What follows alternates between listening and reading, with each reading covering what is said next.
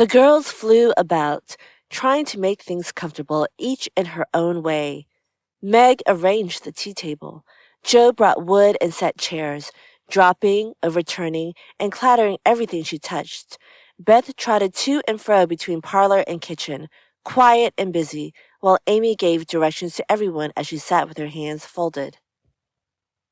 As they gathered about the table, Mrs. March said, with a particularly happy face, "I've got a treat for you after supper." A quick, bright smile went round like a streak of sunshine. Beth clapped her hands, regardless of the biscuit she held, and Jo tossed up her napkin, crying, "A letter! A letter! 3 cheers for father!" "Yes, a nice long letter. He is well, and thinks he shall get through the cold season better than we feared. He sends all sorts of loving wishes for Christmas, and an especial message to you girls," said Mrs. March, patting her pocket as if she had got a treasure there. "Hurry and get done! Don't stop to crook your little finger and simper over your plate, Amy," cried Jo, choking in her tea and dropping her bread, butter side down, on the carpet in her haste to get at the treat. Beth ate no more, but crept away to sit in her shadowy corner and brood over the delight to come, till the others were ready. "I think it was so splendid in father to go as a chaplain when he was too old to be drafted and not strong enough for a soldier," said Meg warmly. "Don't I wish I could go as a drummer, a Vivian what's-his-name, or a nurse, so I could be near him and help him," exclaimed Jo with a groan. "It must be very disagreeable to sleep in a tent and eat all sorts of bad-tasting things and drink out of a tin mug," sighed Amy. "When will he come home, Marmee?" asked Beth, with a little quiver in her voice. "Not for many months, dear, unless he is sick. He will stay and do his work faithfully as long as he can, and we won't ask for him back a minute sooner than he can be spared. Now come and hear the letter." They all drew to the fire, Mother in the big chair, with Beth at her feet, Meg and Amy perched on either arm of the chair, and Jo leaning on the back, where no one would see any sign of emotion if the letter should happen to be touching. Very few letters were written in those hard times that were not touching, especially those which father sent home. In those one, little was said of the hardships endured, the dangers faced, or the homesickness conquered.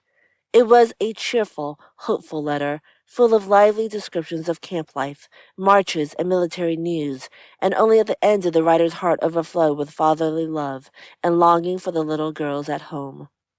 "Give them all my dear love and a kiss.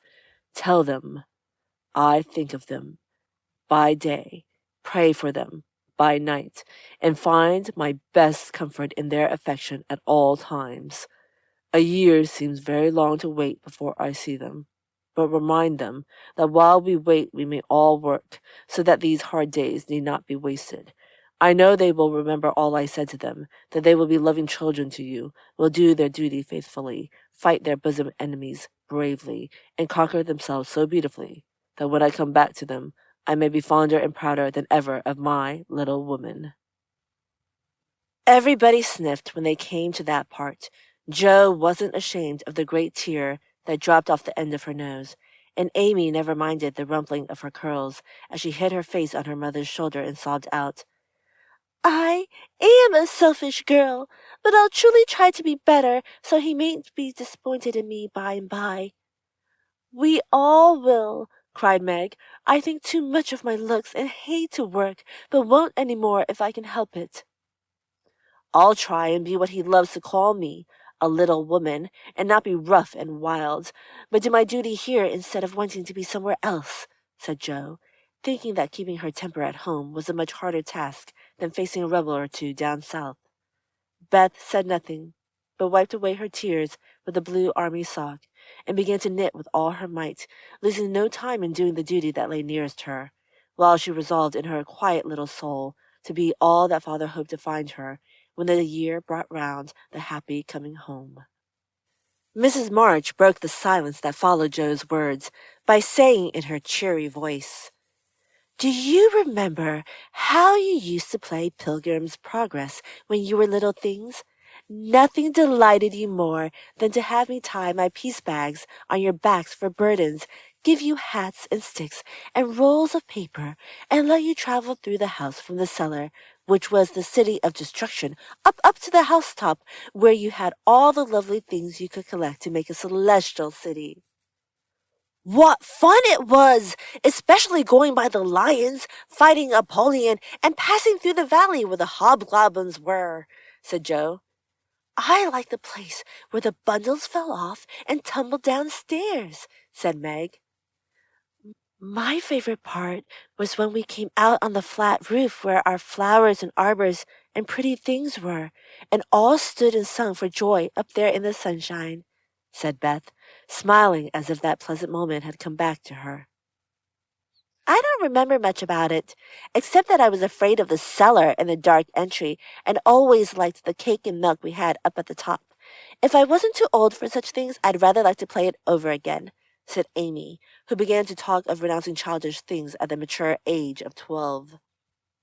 We never are too old for this, my dear, because it is a play we are playing all the time in one way or another. Our burdens are here, our road is before us, and the longing for goodness and happiness is the guide that leads us through many troubles and mistakes to the peace which is a true celestial city. Now, my little pilgrims, suppose we begin again, not in play, but in earnest, and see how far on you can get before father comes home. Really, mother? Where are our bundles? Asked Amy, who was a very little young lady. Each of you told what your burden was just now, except Beth. I rather think she hasn't got any, said her mother. Yes, I have. Mine is dishes and dusters, and envying girls with nice pianos, and being afraid of people.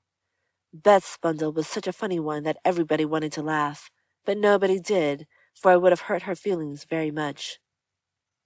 Let us do it, said Meg thoughtfully. It is only another name for trying to be good, and the story may help us. For though we do want to be good, it's hard work, and we forget, and don't do our best. We were in the Slough of Despond tonight, and Mother came and pulled us out as Help did in the book. We ought to have our role of directions like Christian. What shall we do about that? Asked Joe, delighted with the fancy which lent a little romance to the very dull task of doing her duty. Look under your pillows, Christmas morning, and you will find your guidebook, replied Mrs. March. They talked over the new plan while old Hannah cleared the table. Then out came the 4 little work baskets, and the needles flew as the girls made sheets for Aunt March. It was uninteresting sewing, but tonight no one grumbled. They adopted Joe's plan of dividing the long seams into 4 parts and calling the quarters Europe, Asia, Africa, and America, and in that way got on capitally, especially when they talked about the different countries as they stitched their way through them. At 9, they stopped work and sung as usual before they went to bed. No one but Beth could get much music out of the old piano, but she had a way of softly touching the yellow keys and making a pleasant accompaniment to the simple songs they sung. Meg had a voice like a flute, and she and her mother led the little choir. Amy chirped like a cricket, and Jo wandered through the airs at her own sweet will, always coming out at the wrong place like a croak or a quaver that spoilt the most pensive tune. They had always done this from the time they could lisp, "Crinkle, crinkle, it'll tar," and it had become a household custom, for the mother was a born singer. The first sound in the morning was her voice, as she went about the house singing like a lark, and the last sound at night was the same cheery sound, for the girls never grew too old for that familiar lullaby.